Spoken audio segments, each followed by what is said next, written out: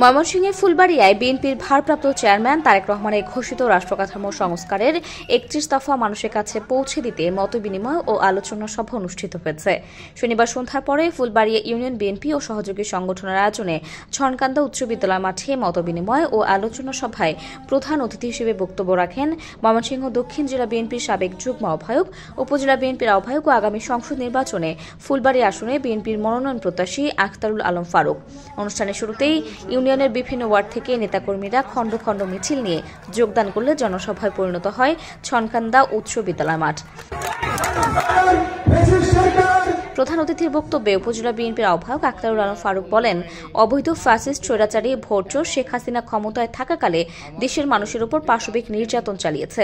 তিনি বলেন, বর্তমানেও ক্ষমতাচ্যুত দলটির দোসররা ষড়যন্ত্র অব্যাহত রেখেছে।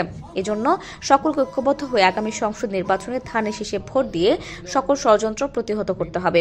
আপনি শুধু একা ভোট কেন্দ্রে যাবেন না, আপনার বাড়ির যারা ভোটার, আপনার মা, আপনার বোন, আপনার ভাই, আপনার ওয়াইফ, সবাইকে সাথে করে নিয়ে যাবেন এবং বাংলাদেশ জাতীয়তাবাদী দল বিএনপির প্রতীক ধানের শীষে ভোট দিয়ে বিএনপিকে ক্ষমতায় আনবেন। এই আহ্বান এবং এই দাবি আপনাদের প্রতি রইল।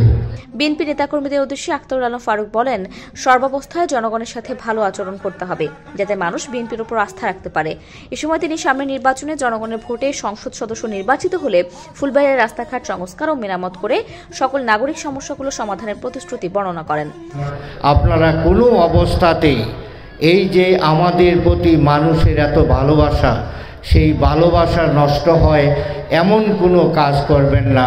ফুলবাড়িয়াবাসীর যে সবচেয়ে বড় সমস্যা যেটা, যে ফুলবাড়িয়ার যে বাইপাস, এখনও ফুলবাড়িয়াতে ঢুকতে গেলে আপনার এই মাথা থেকে ওই মাথায় যেতে লাগে 40 থেকে 50 মিনিট। সেইটা একটা সবচেয়ে বড় একটা সমস্যা।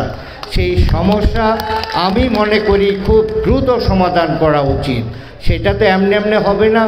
যদি আপনারা আমাকে ভোট দিয়ে ধানের শীষে ভোট দিয়ে সংসদে পাঠাতে পারেন, সেই দাবি আমি অবশ্যই সেটা যত টাকাই লাগুক সরকারের কাছ থেকে স্যাংশন করে আনবো। ইনশাল্লাহ সেটা হবে।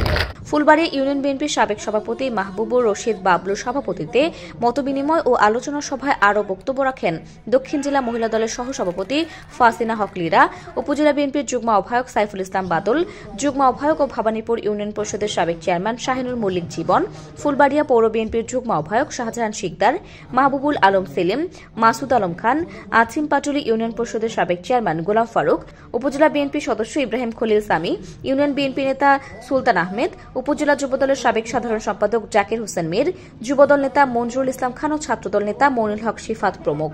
অনুষ্ঠান পরিচালনা করেন উপজেলা বিএনপির যুগ্ম আহ্বায়ক জাকির হোসেন খান বাপ্পি ও ছাত্রদলের সাবেক সিনিয়র সহসভাপতি ASM পারভেজ রনি সরকার। মতবিনিময় ও আলোচনা সভায় উপজেলা বিএনপি ও অঙ্গ সহযোগী সংগঠন এবং ফুলবাড়িয়া ইউনিয়ন বিএনপি এবং সহযোগী সংগঠনের নেতারা বক্তব্য রাখেন।